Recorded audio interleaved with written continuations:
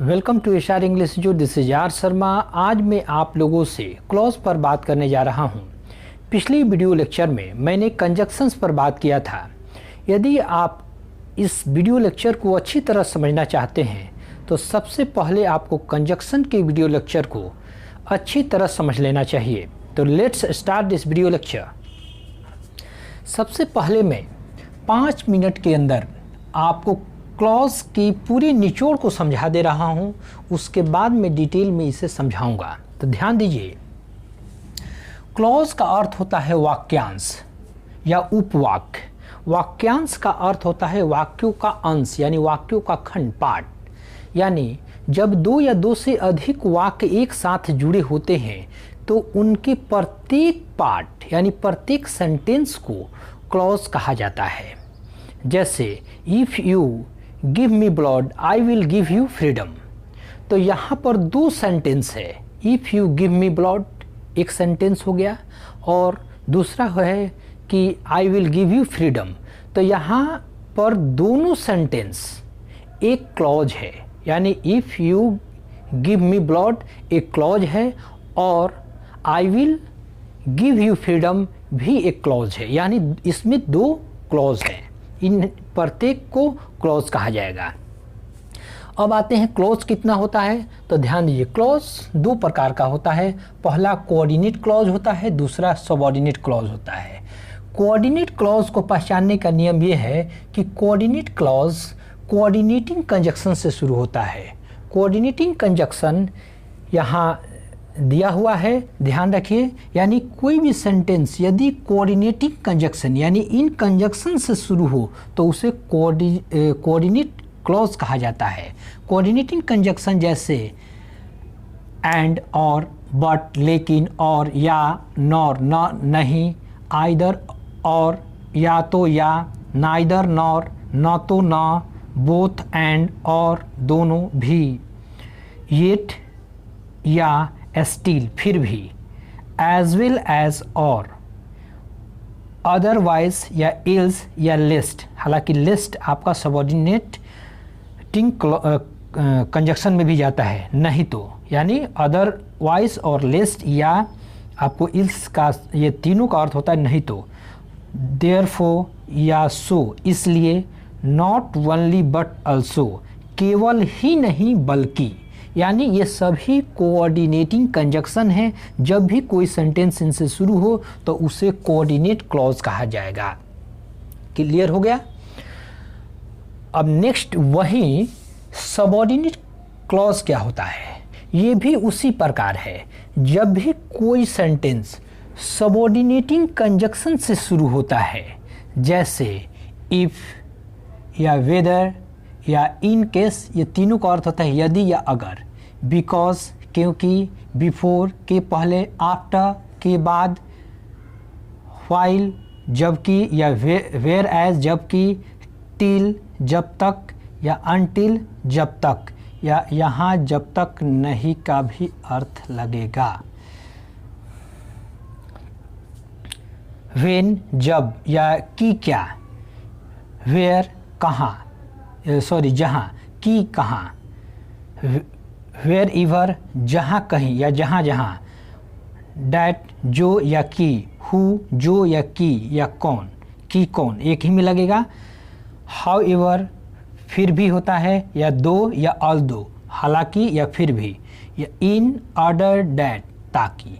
ये सभी subordinating conjunction है। जब भी कोई सेंटेंस इनसे शुरू हो तो उस सेंटेंस को सबऑर्डिनेटिंग यानी सबऑर्डिनेट क्लॉज कहा जाता है। तो उम्मीद करता हूँ कि आपको क्लॉज पूरी तरह समझ में आ गया होगा। क्लॉज क्या है और कोऑर्डिनेट क्लॉज क्या है और सबऑर्डिनेट क्लॉज क्या है। अब यदि इससे डिफिनीशन वाइज समझना चाहते हैं तो ध्यान दें। क्लॉज, सबसे पहले मैं क्लॉज को समझा रहा हूँ। तो अ clause is a word, clause is a part of sentence which has a subject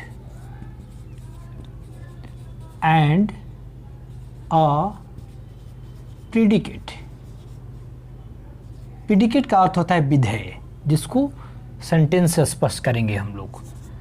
जैसे दिस इज द बॉय, यह वही लड़का है, इसका अर्थ होगा। यहाँ पर मैंने बताया कि क्लॉज एक किसी सेंटेंस का हिस्सा होता है, पार्ट होता है, जो या जिसके पास या जिसमें एक सब्जेक्ट होता है और एक प्रीडिकेट होता है। तो सब्जेक्ट प्रीडिकेट को भी समझ लीजिए। तो सब्जेक्ट वर्ब के पहले होता है, तो यहाँ पर दिस सब्जेक्ट हुआ, और सब्जेक्ट को छोड़ बाकी जो बचे भाग होते हैं उसे प्रीडिकेट कहा जाता है। यानी कि सब्जेक्ट यदि निकाल लिए तो वर्ब और वर्ब के साथ जितने भी वर्ड्स रहेंगे एक सेंटेंस में वो सभी प्रीडिकेट कहलाएगा। तो ये प्रीडिकेट हुआ, जिसे विधेय कहा जाता है। ध्यान रखिए, इसे दूसरे नाम से ये भी कह सकते हैं एडजेक्टिव। एडजेक्टिव इसलिए कह सकते हैं क्योंकि ये सब्जेक्ट में दिए गए नाउन और प्रोनाउन के बारे में कुछ कहता है, तो वो प्रीडिकेट कहलाता है।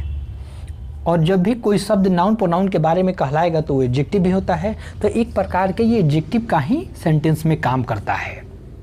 अब यहाँ एक इम्पॉर्टेंट बात समझ लीजिए कि यह जो पूरे मिलाकर सब्जेक्ट और प्रीडिकेट एक सेंटेंस का काम किया, यानी एक सेंटेंस बनाया।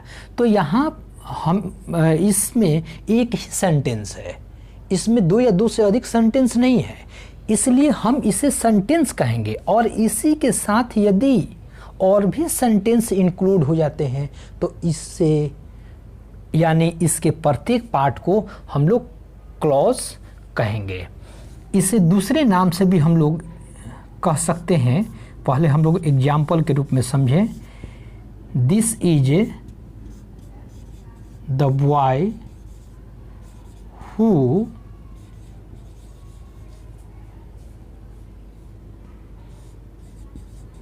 Helped me. यहाँ ध्यान दीजिए, यह वही लड़का है जो मेरी मदद करता था।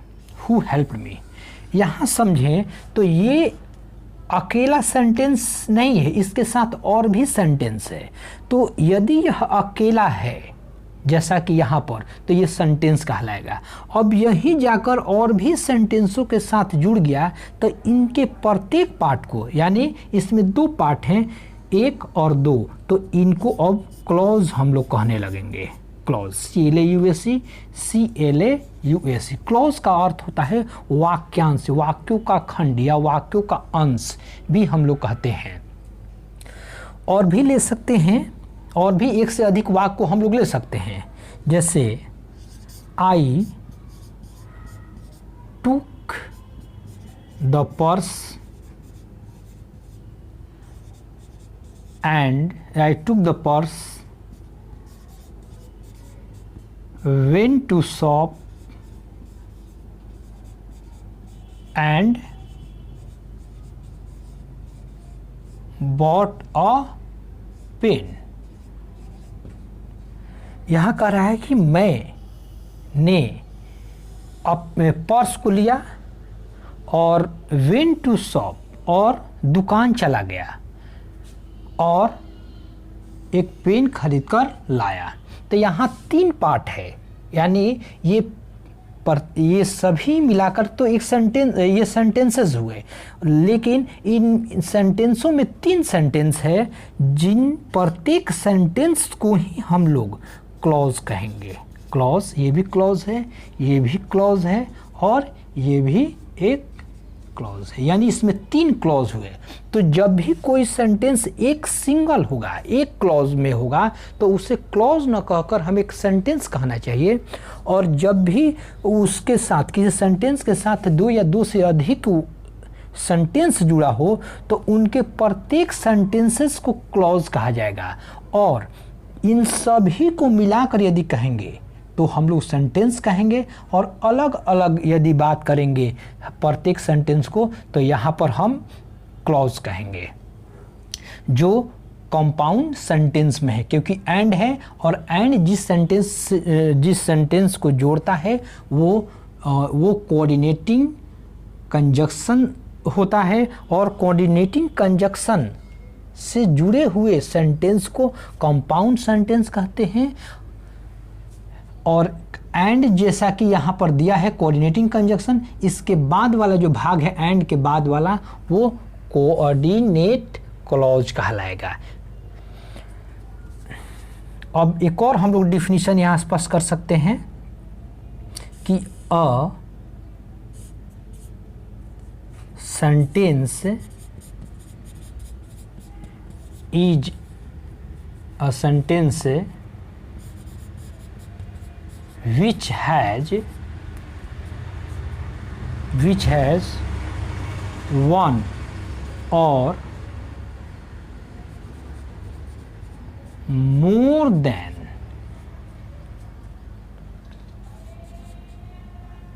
one sentence.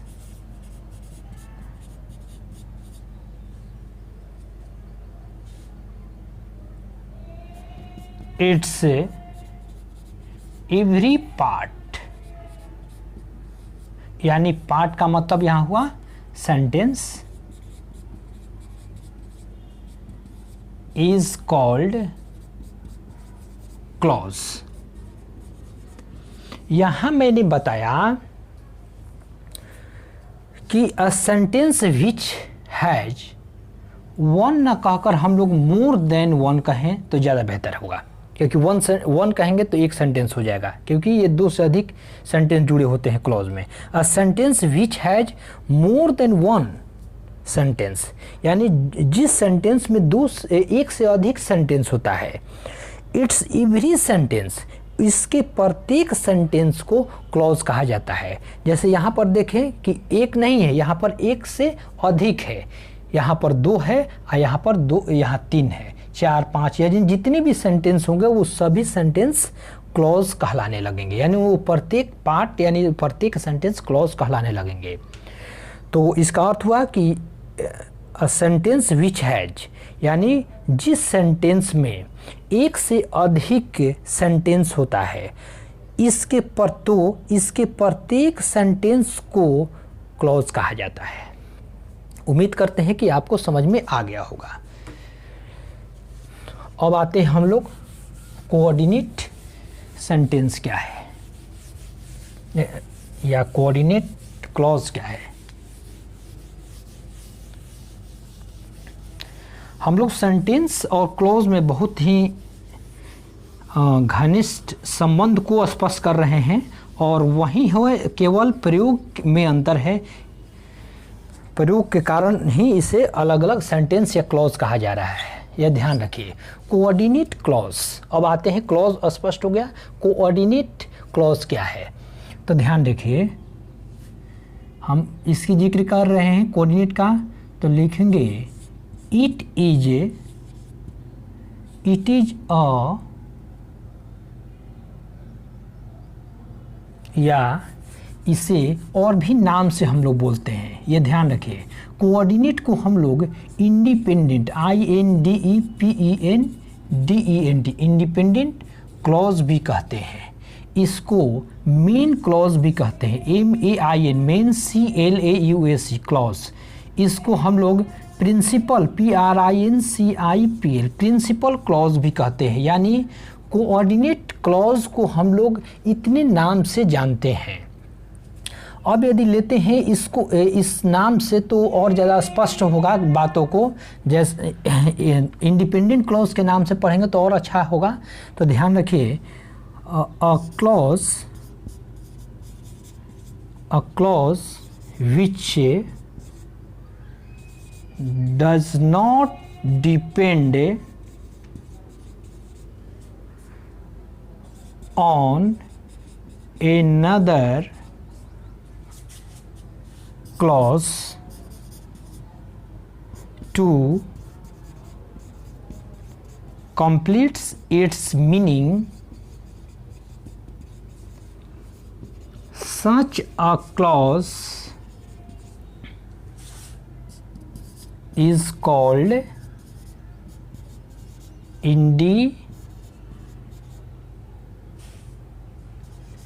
इंडिपेंडेंट क्लॉज कहें या कोऑर्डिनेट क्लॉज कहें या मेन क्लॉज कहें या सबऑर्डिनेट क्लॉज कहें, यानी कि जो क्लॉज अपने अर्थ को पूरा करने के लिए, a clause which does not depend on another clause to complete its meaning, such a clause is called independent clause. यानी जो क्लॉज अपने अर्थ को पूरा करने के लिए किसी पर आश्रित नहीं रहता है, यानी किसी अन्य क्लॉज पर आश्रित नहीं रहता है, यानी किसी अन्य वाक्य पर आश्रित नहीं होता है, तो ऐसे क्लॉज को इंडिपेंडेंट क्लॉज कहते हैं या कोऑर्डिनेट क्लॉज कहते हैं या मेन क्लॉज कहते हैं या प्रिंसिपल क्लॉज कहते हैं। ये सभी का एक ही नाम है।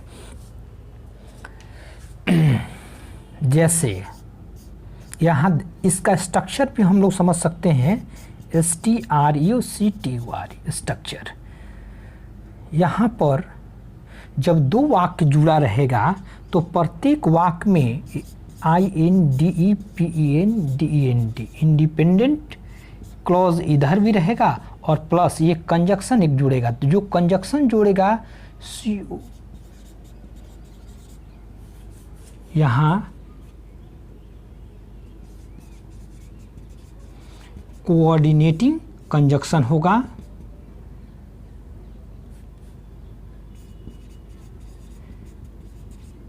और प्लस इंडिपेंडेंट क्लॉज। इसी इंडिपेंडेंट क्लॉज को आप कोऑर्डिनेट क्लॉज भी कहने लगेंगे।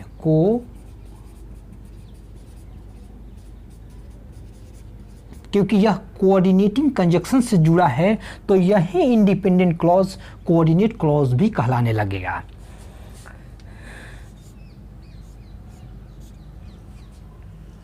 जैसे यानी कि इसका मतलब होता है कि इसमें दो या दो से अधिक वाक्य जब जुड़ा होता है तो दोनों वाक्य किसी पर निर्भर नहीं करता है, डिपेंड नहीं होता है, अपना अर्थ स्वयं निकाल लेता है।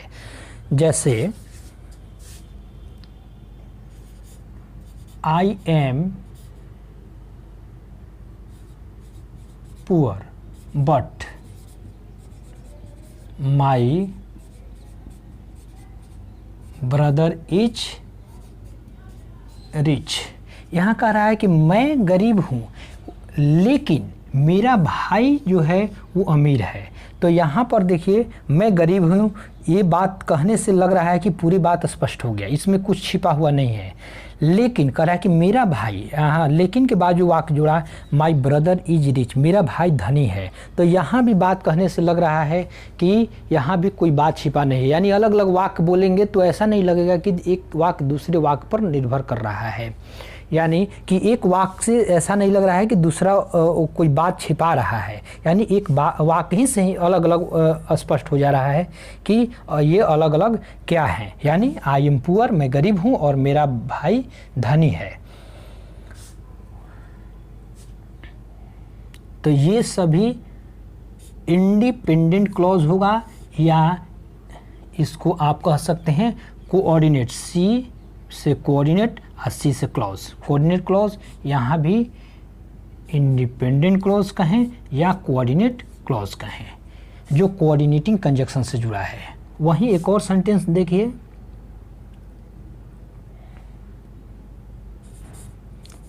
आई एम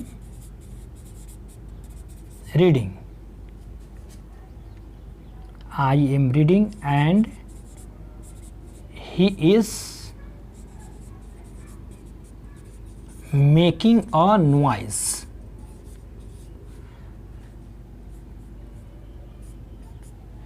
कह रहा है कि मैं पढ़ रहा हूं और वह है हल्ला कर रहा है।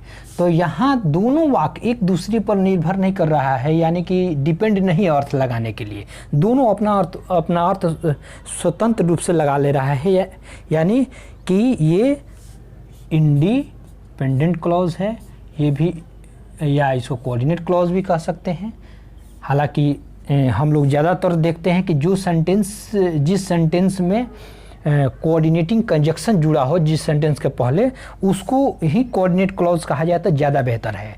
तो ध्यान रखिए, है वही चीज़, केवल कंजक्शन लग जाने के कारण ये कोऑर्डिनेटिंग कंजक्शन कहलाने, ये कोऑर्डिनेटिंग क्लॉज कहलाने लगेगा। यानी यह and he is making noise coordinating clause है, कोऑर्डिनेट क्लॉज है, और क्योंकि ये कोऑर्डिनेटिंग कंजक्शन से शुरू है, और यह है इंडिपेंडेंट क्लॉज है जो कंजक्शन से शुरू नहीं है, यानी कोऑर्डिनेटिंग कंजक्शन से शुरू नहीं है, इसलिए इंडिपेंडेंट क्लॉज है। ये भी इंडिपेंडेंट क्लॉज है, लेकिन ये कोऑर्डिनेटिंग कंजक्शन से शुरू हो जाने के कारण यह कोऑर्डिनेट क्लॉज कहलाने लगा। यानी उम्मीद करता हूँ कि आपको समझ में आ गया होगा। यानी कि जब दो या दो से अधिक सेंटेंसों का जुड़ाव होता है और प्रत्येक सेंटेंस एक दूसरे पर निर्भर नहीं रहते हैं अर्थ लगाने के लिए, तो प्रत्येक यानी सभी सेंटेंस के पार्ट उसमें जो होते हैं वो क्लॉज कहलाते हैं, और जो सेंटेंस कोऑर्डिनेटिंग कंजक्शन से शुरू होता है वो कोऑर्डिनेट क्लॉज कहलाता है। जैसा कि एंड कोऑर्डिनेटिंग कंजक्शन से शुरू है, यहाँ बट कोऑर्डिनेटिंग कंजक्शन से शुरू है, इसलिए यह कोऑर्डिनेट क्लॉज है दोनों। और इसके पहले वाले जो भाग है main clause, subordinate main clause या इंडिपेंडेंट क्लॉज या प्रिंसिपल क्लॉज कहलाएगा। उम्मीद करता हूँ कि आप लोगों को समझ में आ गया होगा कोऑर्डिनेट क्लॉज क्या है। यदि कोई दिक्कत हो समझने में एक बार में, तो आप बार बार जा कर के वीडियो लेक्चर को बैक कर देखेंगे, समझ में आएगा।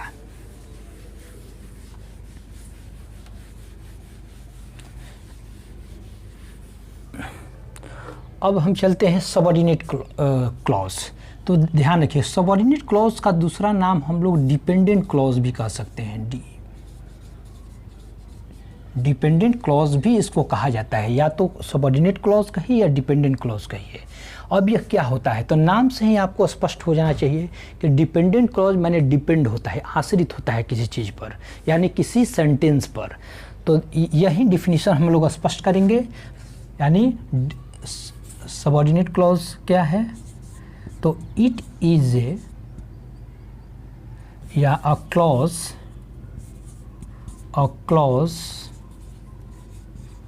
which depends on another clause। यानी ठीक उसका उल्टा होता है, वो डिपेंड नहीं था, ये डिपेंड रहेगा। यानी clause which depends on another clause to completes its meaning. Such a clause is called independent clause।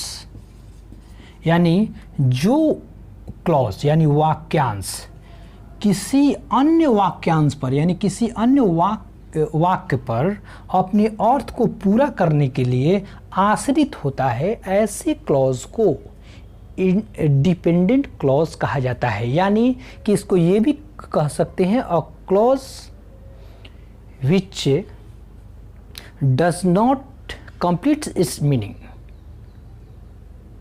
Such clause is called dependent clause. यानी जो क्लॉज अपना मीनिंग स्वयं नहीं निकालता है उसे इंडिपेंडेंट क्लॉज कहा जाता है। यानी यहाँ पर बताया कि ये अपने अर्थ को पूरा करने के लिए किसी अन्य क्लॉज पर आश्रित होता है। जैसे यहाँ ये भी बताया कि सबऑर्डिनेट क्लॉज सबऑर्डिनेटिंग कंजक्शन से शुरू होता है, तो ये इसमें से एक कंजक्शन से को लेकर के मैं यहाँ एग्जाम्पल दे रहा हूँ। जैसे if you give me blood I will give you freedom, FRWDOM। कह रहा है कि यदि तुम मुझे खून दोगे, अब यहाँ बात को समझ, यदि तुम मुझे खून दोगे तो मैं तुम्हें आज़ादी दूंगा। तो ये जो सेंटेंस शुरू है इफ से शुरू है, यानी यह क्लॉज या सेंटेंस कहिए या क्लॉज कहिए, ये इफ से शुरू है, तो यह सबऑर्डिनेट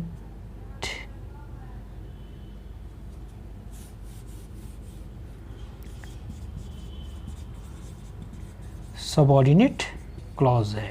और सबऑर्डिनेट क्लॉज का दूसरा नाम है dependent clause, DE dependent clause.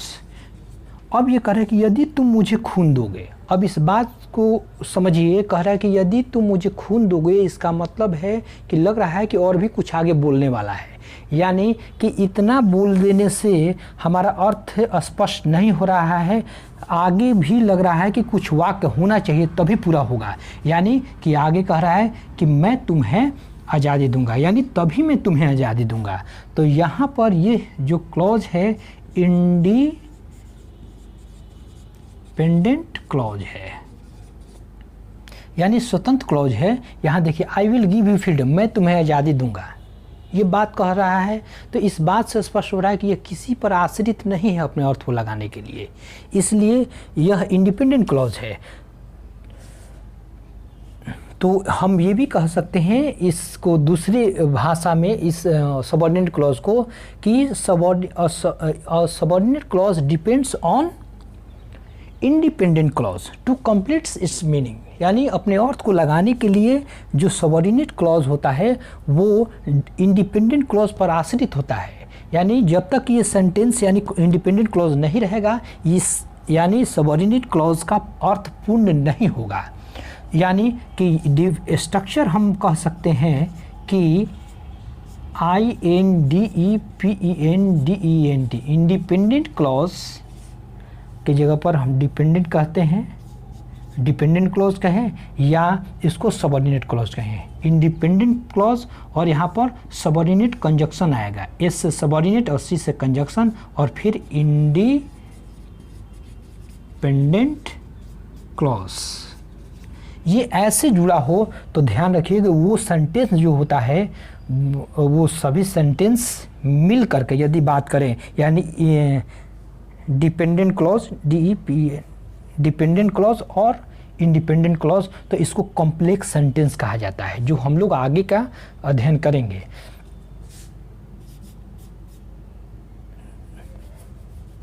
इसको ऐसे भी लिख सकते हैं, यानी कि यहाँ पर हम लोग जो लेकर आए यहाँ पर कंजक्शन, सबऑर्डिनेट कंजक्शन यहाँ बीच में लेकर आ गए, यानी कि इसको हम लोग पहले इस सेंटेंस को रखकर और if you give me blood को बाद में भी रख सकते थे। तो जैसा कि हम लोग सबऑर्डिनेट क्लॉज को शुरू में रख देते हैं और INDEPENDENT इंडिपेंडेंट क्लॉज, और तब हम लोग डिपेंडेंट क्लॉज कॉमा का प्रयोग कर डिपेंडेंट क्लॉज दे सकते हैं। यानी ये दोनों स्ट्रक्चर का प्रयोग कर हम लोग सेंटेंस को बना सकते हैं। और भी एक एग्जाम्पल लिख सकते हैं किसी का, आई नो, मैं जानता हूँ कि, यहाँ की का अर्थ यहाँ पर देखेंगे कि की से जो जुड़ा हुआ रहेगा, यहाँ कहीं डैट का आएगा, डैट की, मैं जानता हूँ कि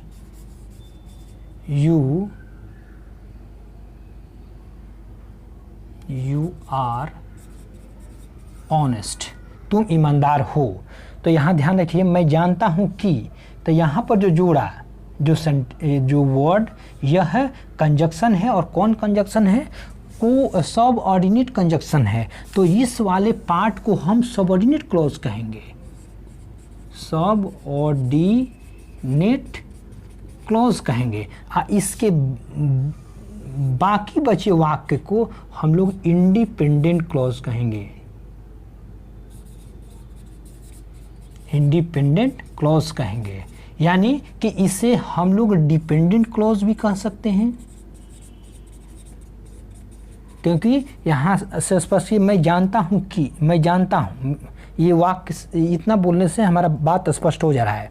लेकिन ये कह रहा है कि यू आर ऑनेस्ट, तुम ईमानदार हो। तो ऐसा लग रहा है कि कुछ और छिपा है कि तुम ईमानदार हो, तो ऐसा लग रहा है कि कोई वाक्य है और होना चाहिए। तो वो क्या है कि क्या कह रहा है कि मैं जानता हूँ, ये स्पष्ट कर रहा है इसके मीनिंग को। इसलिए ये इंडिपेंडेंट क्लॉज ही अपना अर्थ को स्पष्ट कर ले रहा है, और ये अपने अर्थ को स्पष्ट करने के लिए मैं जानता हूँ पर आश्रित है।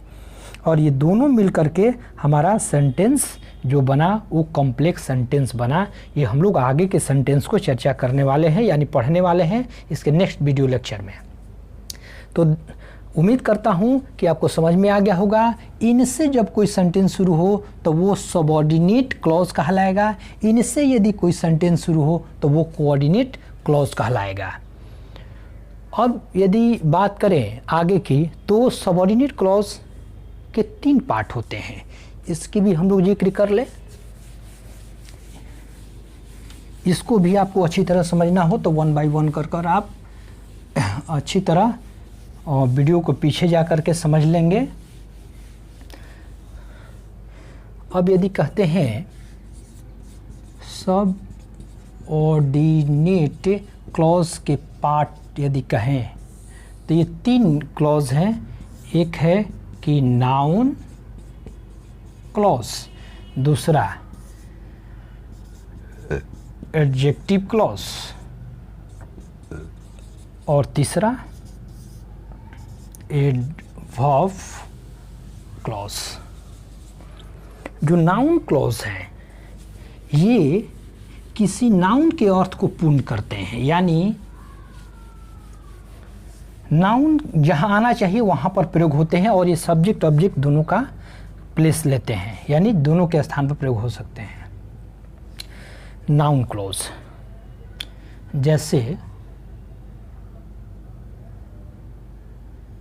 जैसे I do not know, when he will return. मैं नहीं जानता हूँ कि कब वह लौटेगा, यानी वह कब लौटेगा। तो यहाँ ध्यान रखिए कि यहाँ पर जो ये कह रहा है कि मैं नहीं जानता हूँ, तो क्या नहीं जानता हूँ आपको, यानी आप नाउन हो गए, यहाँ यू भी दे सकते हैं, या राम को या किसी समय को। तो यहाँ पर जो राम या प्रोनाउन के रूप में आए और यू या आपका कोई टाइम आए तो यहाँ पर ये सभी नाउन है, नाउन के अर्थ को पूरा करने के लिए आएगा। तो यहाँ पर क्या आ रहा है कि यहाँ डायरेक्ट नाउन और प्रोनाउन आ करके वो की कोई सेंटेंस आ रहा है और नाउन और प्रोनाउन के ही अर्थ को पूर्ण कर रहा है, इसलिए इसे नाउन क्लोज कहलाएगा। क्योंकि ये नाउन यहाँ होना चाहिए, जैसे आई नो यू, यू यहाँ रहता है तो आई नो राम, मान लीजिए यू तो नाउन के बदले में ही प्रयोग किया जाता है प्रोनाउन के रूप में। तो I know you, I know Ram, sorry I know Ram, मैं राम को जानता हूँ। अब यहाँ कह सकते हैं ये भी कि आई नो टाइम या आई नो डैट टाइम, मैं उस समय को जानता हूँ। तो ये संज्ञा हो गया। तो यहाँ पर टाइम जो संज्ञा आया तो ये डायरेक्ट टाइम न प्रयोग कर कर यहाँ पर किसी व्यक्ति के रिटर्न होने के समय के जगह पर सेंटेंस को प्रयोग कर दिया। यानी कह रहा है कि मैं नहीं जानता हूँ कि वह कब आएगा, यानी समय को पूर्ण कर रहा है।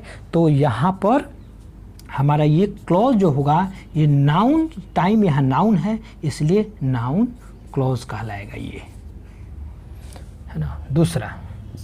दूसरा हुआ एडजेक्टिव क्लॉज, और ये इंडिपेंडेंट क्लॉज कहला जाएगा क्योंकि स्वतंत्र है, मैं नहीं जानता हूँ। एडजेक्टिव क्लॉज, एडजेक्टिव क्लॉज यहाँ ध्यान रखिए एडजेक्टिव का ठीक काम करता है। जैसे the boy who is going there is my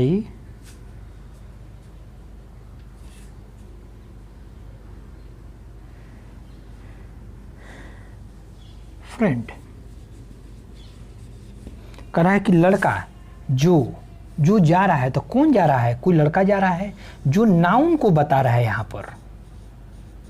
और नाउन को बताने वाला जो शब्द होता है वो कोई ना कोई, वो भले ही किसी रूप में आए लेकिन वो एडजेक्टिव ही होता है।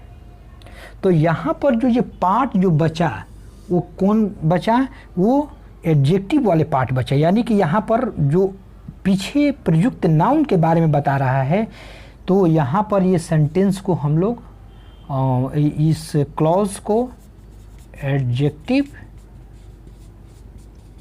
क्लॉज कहेंगे।